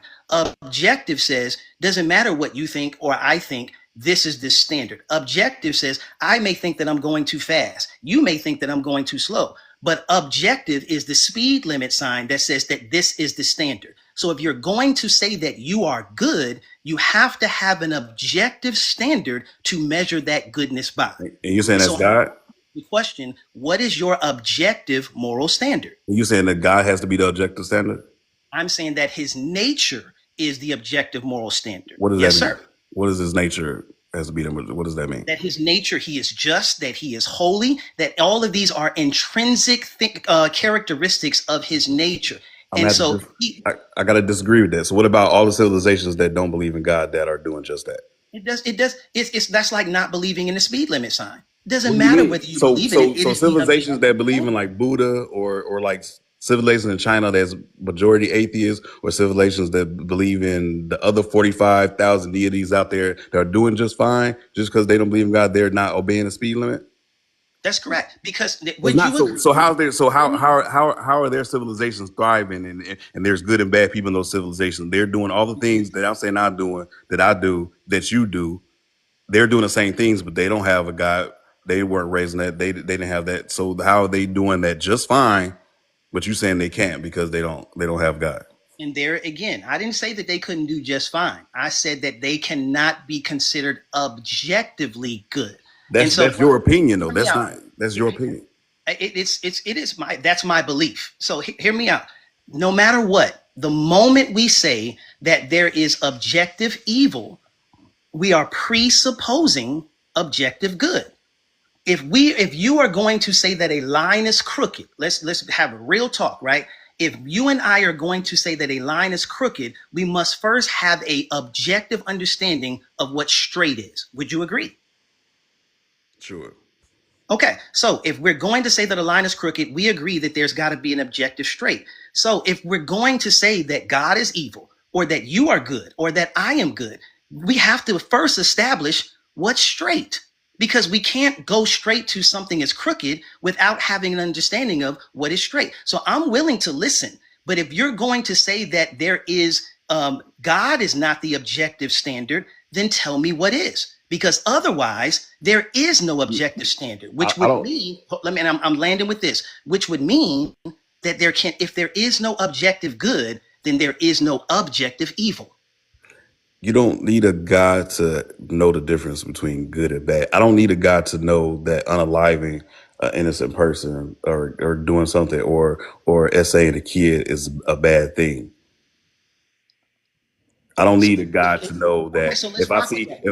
I don't need a God to see if I see somebody struggling on the street and they look like they need some help. If somebody got a flat tire or their car stopping in the road, I'd get out to help. I don't need a guy for that. I don't need a guy for somebody sitting out in front of a store and they're struggling and they look like they're homeless and they need some money or they look like they need a meal. I don't need a God to tell me to do that. I can do that out of the goodness of my own heart without interjecting the God in there. People in other civilizations that don't have a God or believe in a different God from the one you believe in can do that same thing without having that. So you're saying that that's not connecting with me because plenty of people do that just fine. And I understand that it's not connecting with you, and I'm cool with that. But what I'm saying is we still have to have an objective standard. So I'm willing to listen. I am willing to take into consideration another standard. So if you're going to say that it's not God or we don't need God to establish that standard, we still have to have a standard. But we can't going around using words like good and bad, evil and good, cold and hot, light and darkness if we don't have an objective standard. So let's say who said God? Who said God was the originator God. of good and bad, other than the Bible that says that? I didn't say that the Bible was the standard for good and bad. I said God was. It's a difference. Right. Well, I'm saying, but you're just prove that though. Other than you saying like, oh, he's this and that. There's no proof of that other than what you believe and then what's in the book. There's no proof of that. And that is why, thank you for saying that, brother. That is why the resurrection is so important. Because according to the Christian faith, hear me out, if Jesus Christ was resurrected from that grave, then he is God and he gives validity to everything that is written in the Bible. There's no proof of that though. We going in circles now. And you may not believe that. I'm not going back to. We passed that. Well, I'm saying so it's so like a remote island that has people that are thriving. They eat good. They have family, and they live like they've never heard of God, and they're doing just that. So what's their deal? So how are they doing okay without the stuff you saying? They don't have the objective morality. That's a great question. So even people on a remote island. So what we were discussing was what we call, and I'm not trying to be all theological, but just for the sake of conversation, we call the Bible and all that stuff special revelation. We've been giving specific revelation of what God's standard is. The Bible tells us that even without special revelation, there's something that we call general revelation, which is to say that what can be known about God can be known about him by just observing the world. So let me walk through this, right? If you see a mountain range, that doesn't tell you much, right? Doesn't tell you much about what happened there. But if you see Mount Rushmore, what's the difference, big dog? I mean, it's a bigger mountain. So the only difference between a mountain range full of rocks and Mount Rushmore is that it's a bigger mountain. I mean, it's bigger, it has snow on it. I mean, I don't know what else you're looking for on it. Mount Rushmore is the presidents. You know that, right? I'm just making sure we're on the same page. Oh shit! I'm man. Like I said, it's 2:00. I'm thinking. You good, man. I think you're talking about. When you said that, I'm hearing Mount Everest. Yeah, you good. Yeah, I'm sorry, Mount Everest. See, now you got me tripping out. Mount Rushmore. So what's the difference between just a regular mountain range? Faces chiseled in it. Yeah, and so would you agree that the person to chisel that has to have intelligence? I mean, yeah, I'm not sure where you're going with this, but go ahead. I know you're not, and so I'm gonna just fast forward through the argument. We look at Mount Rushmore. That says that someone had, number one, the intellect and the vision to come up with a design. Number two, they had the power to bring that design to pass. So when we look at the world, all of the evidence, and I could walk you through the evidence that science tells us that the universe is not eternal. It has not always existed. It came into existence at a point in time. Science tells us that time, space, and matter have to come into existence at the same time. Because if you have time and space but no matter, what are you putting? If you have matter and space but no time, when are you putting it? And if you have matter and time but no space, where are you putting it? So science tells us, not the Bible, science tells us that time, space, and matter have to come into existence at the same time. Whatever brings time, space, and matter into existence cannot exist inside of time, cannot be made of matter, and cannot be made of space. It has to be spaceless because the person that creates this iPhone that I'm on can't be inside the iPhone. So whoever or whatever created the universe has to be timeless and has to be spaceless and has to be immaterial. They have to be incredibly intelligent and incredibly powerful. Now, When we look at all of those things, that's what happens when we see the universe. So the argument is, just by looking at the universe, we can see that someone that is timeless, spaceless, immaterial, incredibly powerful, and incredibly intelligent is responsible for everything that we see. And that is called general revelation. So without a specific, explicit knowledge of who God is, we know that something or someone exists out there that created all of that. Does that make sense? Yeah, it makes it. But how you know it's a God though? How you know it's not? Thank you for asking. How do you know it's not like an alien civilization that's 3,000 light years away that we're hybrids of? Like that. How you know it's not that? Number one, the Bible tells us in the first No, two not verses. using the Bible. The Bible is just a book of claims. I'm talking about. I'm just giving you, walk with me through this. In the beginning, that's time. God created the heavens, that's space, and the earth, that's matter. Now, if there was a creator, the only way that we would know that the creator exists is he has to reveal himself. I can't go find God. He would have to reveal himself. One of the ways that he has chosen to reveal himself is the moral law that you and I just finished talked about. You said, and I agree with you, that we don't need to see God or whatever to, you and I know if someone walks up and slaps you in the face or punches you or does something negative to you, we both know objectively that's wrong. We both know that. Would you agree? Yeah. So then what tells us that the moment we say something is objectively crooked, we are presupposing objective straight? Do you understand? Yeah, but I wouldn't put that on a God. So where would you put it then? Something that is timeless, spaceless, immaterial, personal, and powerful, and has given us a moral code, is telling us that there's something in us that's telling us what's wrong and telling us to do right even when we don't want to. So all of this is evidence that there is something or some. And if you don't want to believe it's God, then that's fine. I'm saying, Right. So yeah. Like, so how you know? So how you know you following? Like you follow Yahweh or God, whatever you want to call him. How you know that you following the right? I don't believe in any of them. Like so. Yeah. There's I don't know 45,000, 4,500 different gods. So you're an atheist of 400 and 299. I just go one more further. So what I'm saying is, so how you know you're not supposed to be following Krishna or Buddha or Muhammad or something like that? Again, the resurrection and hear me out. But they have these same kind of stories. So they're like there's a resurrection story for. Yeah, because whoa. So, bro, I can give you receipts all days on Mithras, Dionysus, Horus, all of those. None of them are resurrection stories. No, I'm not saying. What I'm saying is that all of them have. That's not what I was trying to say. What I'm trying to say is all of these other gods, mythical gods, have a hero story too. I didn't mean like the whole resurrection. They all have hero stories. Like your God has a hero story. There's a hero story for all of them. That's what makes people want to worship, because there's a hero story behind it. Yeah. So, man, I like you, bro. So just, real talk. And I wish to God with all of my heart that me and Thinker could have had this same kind of conversation. If me and you can do this, there's no reason why in the world why me and her couldn't have. All right, let me switch gears, right? So every religion in the world, including those that predate Christianity, all of them have updated their teachings to account for the life of Jesus. I'm a U.S. Army chaplain, so I work with rabbis, monks, priests, all of them, every religion in the world. Every religion in the world, including those that predate Christianity, every single one of them accounts for the life of Jesus in some way, shape, or form. All right. He's included in all of their texts as a prophet, a Veda, or some type of way. Jesus does not account for the gods of any other religion in Christianity. They all need him for credibility. He doesn't need none of them. And this is the last reason, I'm going to end it with this. This is the last reason why I believe Jesus is superior and why I have chosen to follow him. None of the other religions of this world, evil exists. Evil does exist. We believe that. None of the other religions in the world have said that their God came into the earth to do something about the evil in the world. Christianity is the only religion on the planet that presupposes a God that did something, that left his home and came down here and did something about the problem of evil in the world. And that is one thing. That's one thing I was going to ask you about earlier, because we mentioned that. So you say he did something about it. What was the What was the result of him sacrificing his son? What was supposed to be the result of that?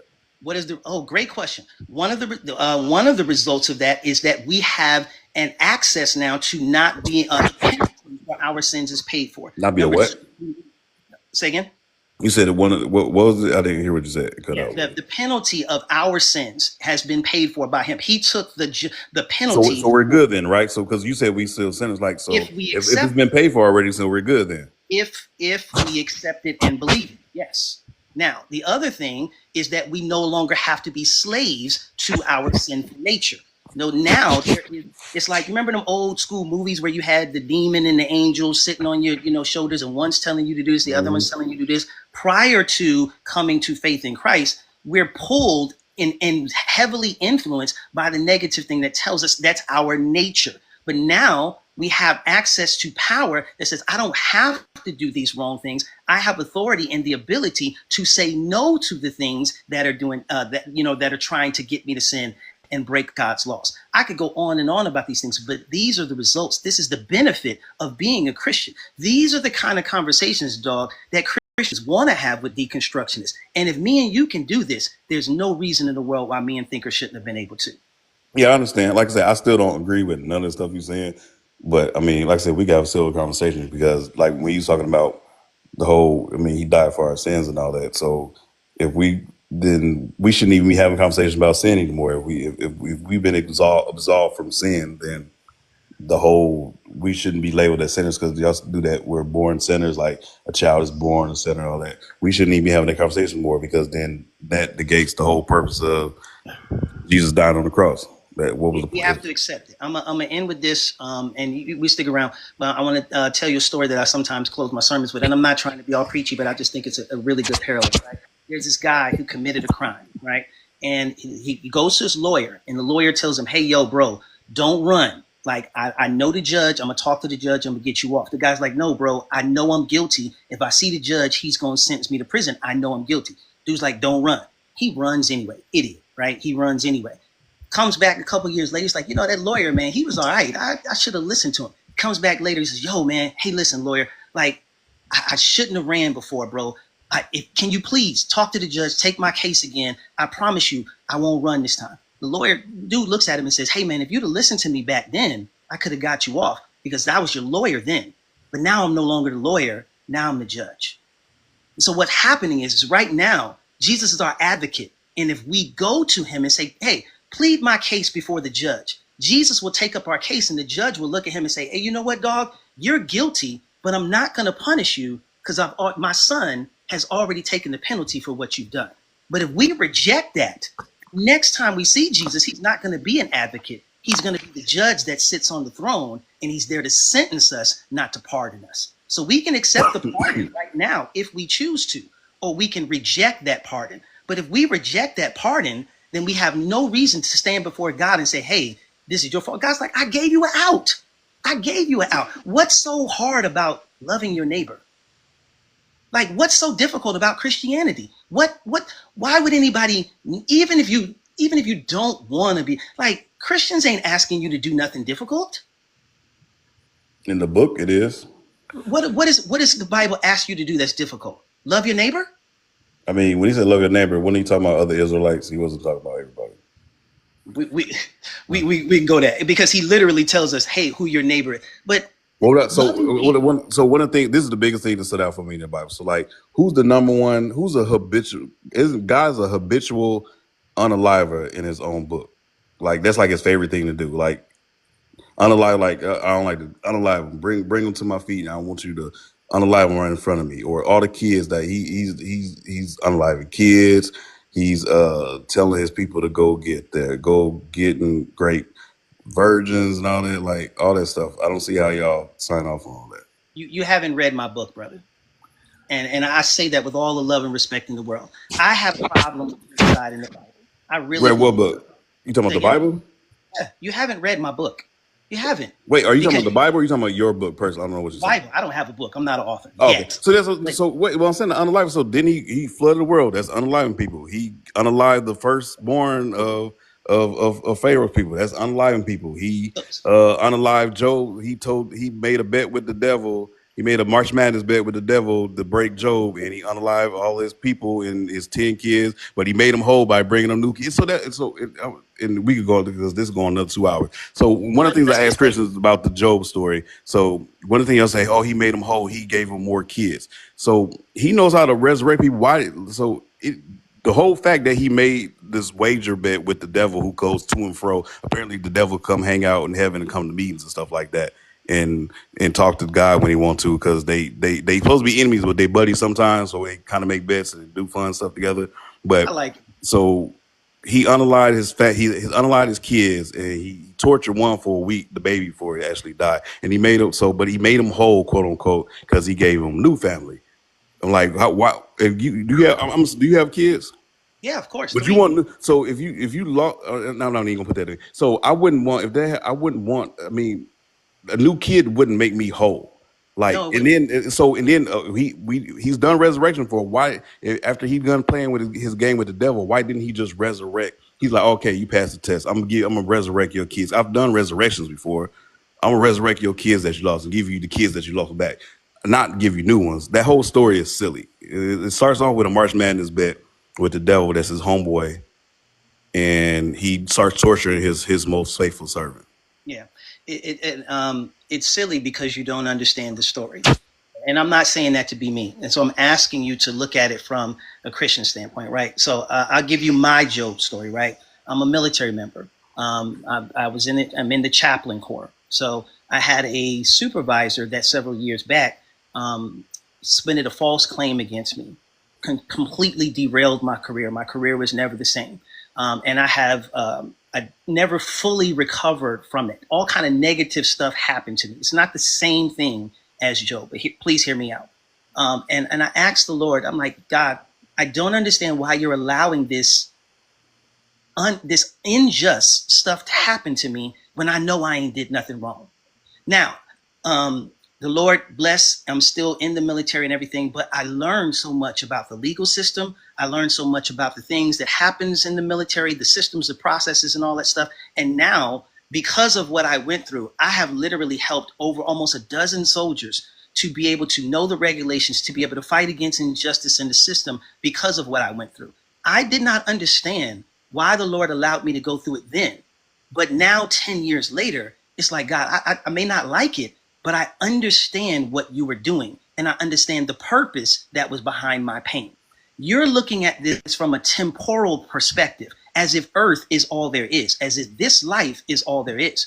Christians know that there's a life beyond this, and the life that is beyond this is going to last for far longer than this life. So if my children were unalive and everything, I would totally not like that. But in the process, if God used my story, one, my children are going to be in heaven and they will live eternally in heaven with Jesus Christ. And I guarantee you that not one of Job's kids is complaining in heaven right now. I guarantee you that not one of them is complaining. If my children's story, Job may not have been around to see it, but Job's story has encouraged millions of people. God, I'll take that trade. And even Job would take that trade.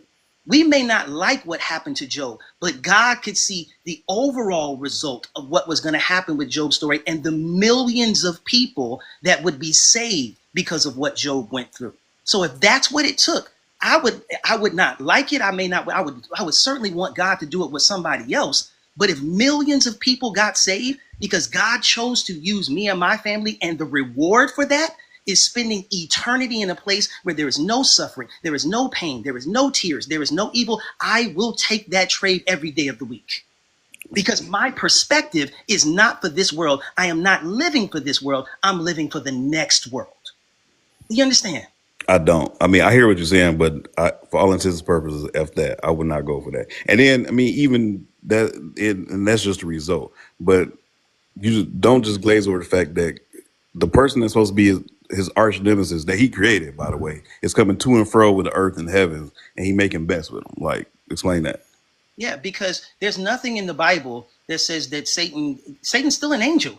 There's nothing in the Bible. Didn't he get casted down? How can he get cast down to a place he could go back to whenever he wants? That doesn't mean he got cast down there, but that doesn't mean that he still doesn't have access to the presence of God.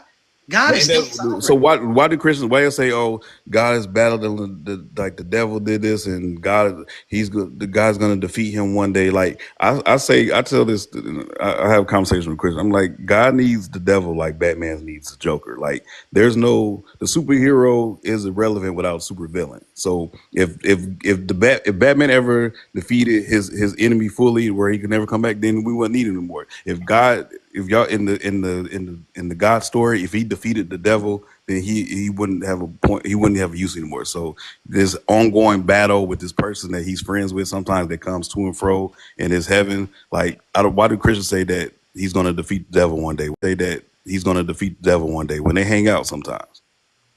Can I ask a closing question? And because I gotta go, I gotta get like 2 Yeah, more me hours too. of sleep before I get to go to work. Go ahead, man. Thank you for your patience. Mr. Dogbite, I don't know if you're an annihilationist. That's probably a bad way to pronounce I it. don't But even know what that is. there's some people who believe that when you die, that's it, it's over. But okay, suppose for the sake of argument, you're not an annihilationist. If you were to pass from this earth to today, the 21st of March, where would you spend eternity? I don't know. None of us do. Nobody that can answer that question is here to tell us. Like, you believe that you're going to go somewhere in the clouds or be with God, but you don't know that. None of us know the answer to that. Only people that know the answer to that can't answer that question. For me, I don't know. Like I said, I never heard that word annihilationist where there's nothing more. It's a That could, belief. It's a yeah, belief of I heard some you say. that I know when what it is. when I you're mean, that gone, could you're be the gone. case, or or it could be uh you start like you get reincarnated, like that happens too. Or I mean, if maybe it's the heaven of the guy, or maybe it's the heaven of Buddha, Okay. heaven of Christian. One, nobody that could answer that honestly and be truthful and Okay. actually know the answer aren't here to answer it. You can't answer that. Okay. He can't Well, answer that. actually, I can, but it's late. I'm not going to hold up the chaplain. But let me say this: you asked the question several times. What's the long game? What's the point of the resurrection? The Bible says in Romans 4:25 that Jesus was delivered for our offenses and raised again for our justification. So he was raised again from the dead so that we could be justified in God's sight because of what he did on the cross and his resurrection. And I'm gonna say this, and What does that mean? he was delivered to the cross for our sins. He paid the price. He went to the cross as though he were the criminal for our sins, and God raised him from the dead so that we could be. In other words, those people who have accepted Jesus Christ as Lord and Savior, when God looks at us as a chaplain and me and millions of other Christians, when God looks at us, he sees the righteousness of his son, Jesus Christ. He doesn't see our righteousness because our righteousness is like a filthy rag before him. He sees the righteousness of his son, Jesus Christ, who died on the cross for us, and God raised him from the dead. If I write you a check for $100 million and you don't cash it, it's nothing but a piece of paper. So the fact that Jesus Christ died on the cross and was raised from the dead, if you don't take advantage of that by trusting him and following him, it's not going to do you any good. And therefore, you would have to spend eternity without him. And So I just want to encourage believers you. absolved of sin. And so because he died on the cross, I can't hear you believers say it of. again. I said, so since he died on the cross, believers of him are absolved of sin now. So y'all good on sin. So We have been forgiven for our sins. Yeah, that's the whole point of the right. cross. So why do y'all still call yourself like like, oh, we sin, or like you don't sin, like you've already been you've already been absolved. Like you have what's the thing you've been Because our salvation has three. Hold on, and I don't want to be long here because it's Chaplain's Live. Our salvation has three stages: justification, meaning God declares us to be just, even though we're not really just, but we're just because we've accepted Jesus Christ as our Lord and Savior. The second phase of our salvation is sanctification. That's where we're called to walk a walk of holiness and sanctification. And then the third and final step is glorification. When the Lord Jesus Christ returns for us, he's going to change our corruptible mortal bodies into incorruptible immortal bodies. Justification, sanctification, glorification. When a plane crashes, the first thing they look for besides survivors is what's called the black box. But it's not really black, it's encased in orange.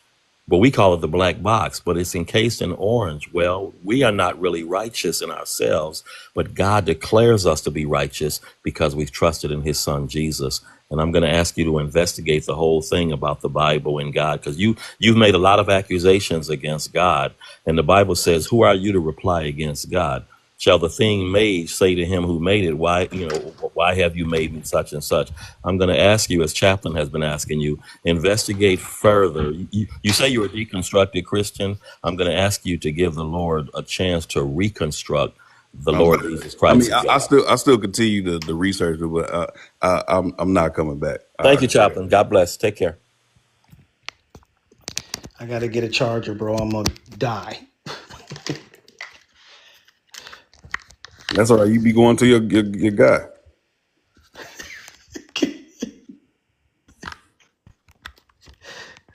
Hold on, man. Thank God for portable chargers. All right. So I'm going to end with this, bro. This kind of conversation, this is all I want. This is all I wanted with Thinker. This is all I think most Christians, the way that you and I were able to disagree, but be respectful of one another. This is all I've ever asked, and this is all Christians have ever asked. Ask us questions Not and all of allow them. us to be able to explain. And if you disagree and you think, cool. But I think the least we could do is show each other the respect to have these conversations without insulting one another. And anytime, bro, if you want, I can inbox you my number. We can talk anytime you want to. If not, then that's cool too. But all we're asking is like, hey, ask us to explain, get a full understanding. And if you choose to reject it, cool. Reject it with understanding from a competent Christian that can explain what it is that we actually believe. So does that make sense? Yeah, dude. And then you said not all Christians will be on here do that. Like like I said, I know I came in hot, but when we got to talk, like I said, I still don't believe nothing you're talking about. But I respect you as a man, as a black man especially. I respect you, and I respect everything you do in the military and all that. But I still don't believe in your God. I'm still gonna have my same thing. But I do respect you, so I do give you that. Yeah, and I have tons of respect for you for getting up here. I love the fact that you all night long were respectful. And this is this is what I was hoping to do with Thinker, but I just, it's kind of like I in my mind, I want to say I knew it wasn't, but I wanted to give her a chance. And yes, I spoke her name, so I wanted to show up and just, I don't want people thinking I'm scared or whatever. And it's not even really about pride or anything like that, but I wanted to give an opportunity to have that discussion. And I'm on live all the time, and I all of my lives go like this, all of them.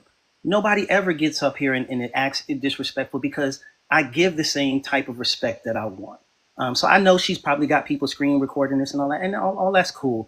All we're asking is like, respect our stuff enough to actually understand where we're coming from. And we got to be honest. If I didn't know the name Bart Ehrman, I should shut up about atheism. I really should. Because to not know him says that I have not taken atheism seriously from a scholarly perspective.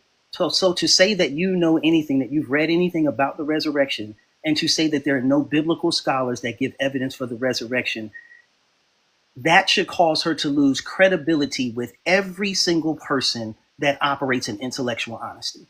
Because there is nobody that name should pop up first, that will pop up first, other than Gary Habermas. That lets me know she is not interested in even listening to the Christian perspective. And that's all we're asking. We're not asking you to believe it. We're not trying to force it down your throat. We're just asking, represent us accurately. Don't throw some crap out there and everything like that. That's totally not what. Represent us accurately, and we will. I will. I can't speak for nobody else. I'll try to do the same for you. But the way I was treated on that live was horrible. It was horrible. The way I'm being treated in the comments is horrible. And there's no reason for it. There's no reason for people to, I have not insulted anybody. So for people to be in the comments acting like that, and half of it I ain't even been looking at, but it's like, that lets me know people are inherently evil. They're just inherently evil. And it's sad. And it really is. Because the same way me and you is talking, anybody in the comments should be able to do the same thing. Yeah, I feel you. I mean, I do hope maybe, I know it's hot right now. Maybe one day y'all could revisit it because, Thinker is good people. And I think if y'all, because if both sides could cooler heads calm down, and I think y'all will have a good conversation if maybe one day, maybe not today, maybe not tomorrow, but I do hope y'all are able to have a conversation because she is good people. So Yeah, and I'm not saying that I don't know her. So, but I know every single interaction that I've had with her went just like that.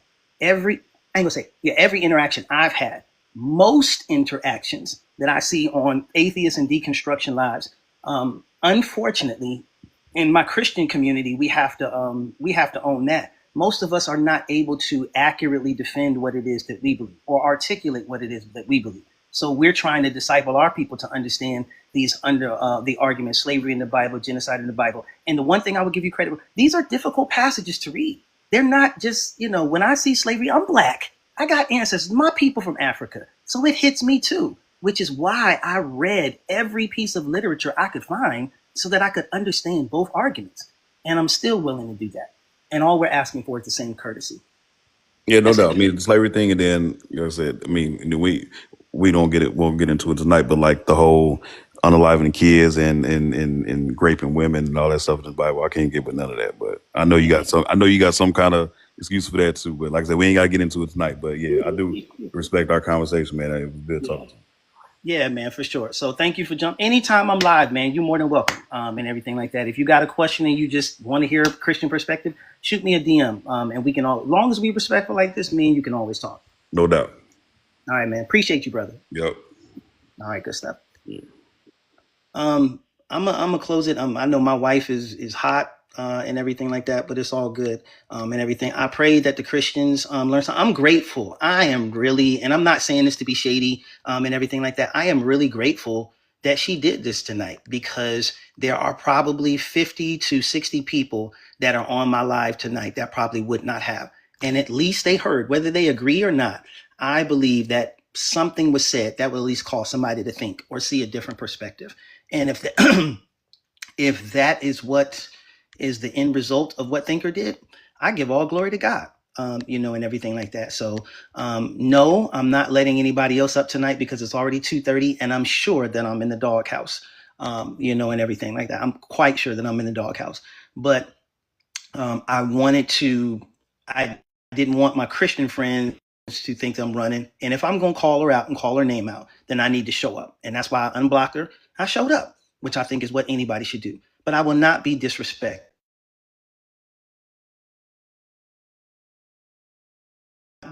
to that kind of treatment because nobody that comes on Kevin Betton's channel will be treated like that. I don't care what she does, and I'm not going to try to control what she does, but I will be Christ-like, and I will make sure that I show love and respect to my enemies, to my neighbors, to deconstructionists, to other people. But I am a Christian at heart, and I will stand on what I believe. I will back up what I believe, and I will always show evidence for what I believe. And if you are interested in that and you have genuine questions, you can always send me a DM. You can always send me a message. You can always jump in a live and I will give you everything that I have. I will give you all the resources that I have because I want you to understand before you make a decision. But if you're going to come up in here and you're going to be disrespectful, you're going to get muted, you're going to get blocked because I'm not going to allow you to disrespect me when I have not disrespected you. So period, point blank. So if you have questions about Christianity, I'm here all the time. I ain't running. Y'all know where to find me. I'm going to be here every day and I'm not going to run. So, period, point blank. No, I didn't continue giving the evidence because she kept the first time I started trying to talk, she cut me off. So I'm not going to subject myself to the same type of treatment. What do they say? Doing the same thing over and over again, but expecting different results is the definition of insanity. So if you cut me off and you weren't willing to listen to first, she was not interested in listening. She wasn't interested in listening. And anybody who's not a fan of hers, anybody who's not a follower of hers, they know that. She wasn't interested in actually, like my brother, I love Dog. I love that brother because even though he disagreed, he listened to what I had to say. Thinker was not interested in listening to what I had to say. And I don't care what nobody say. So, because if she was, then you let people talk. But when you want to control the narrative, you cut people off and you try to control things because God forbid the people in your live hear that, oh my God, there is actually an intellectual answer and response to this, God forbid they find out that she's wrong, that there is a biblical scholar that gives evidence for the resurrection. And I'm going to say this and then I'm going to shut it down. I don't care who you are.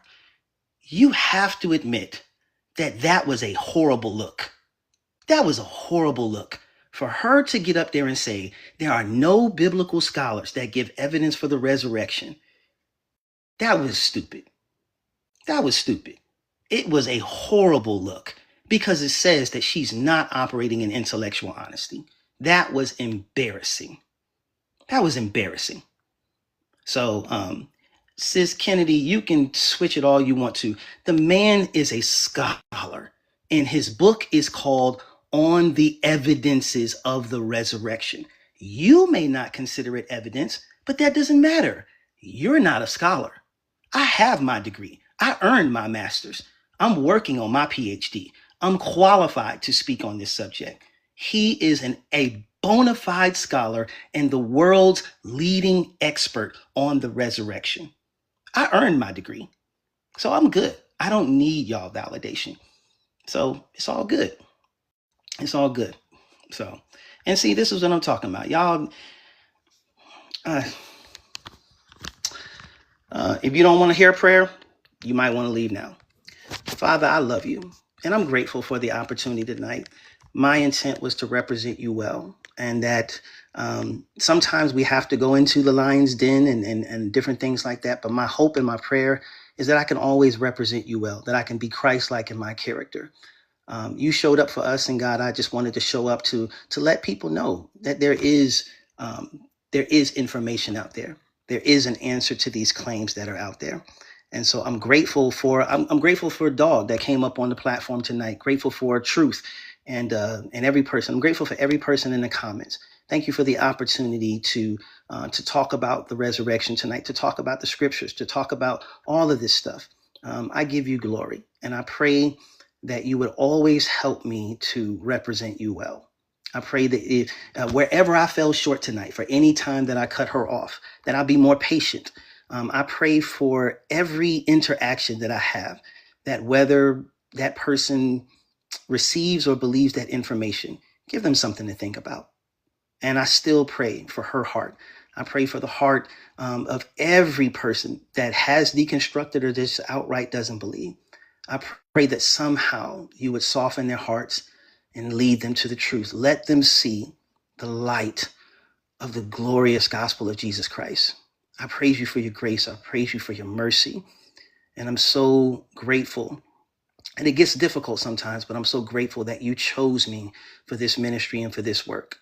And I know that you have empowered me for the same. And I will always give you glory with my platform and do my best to represent you well. In Jesus' name, amen. So I appreciate y'all and everything like that. I don't have nothing else to say. I'm going to call it a night and go upstairs and get in trouble. So y'all have a wonderful evening. Blessings.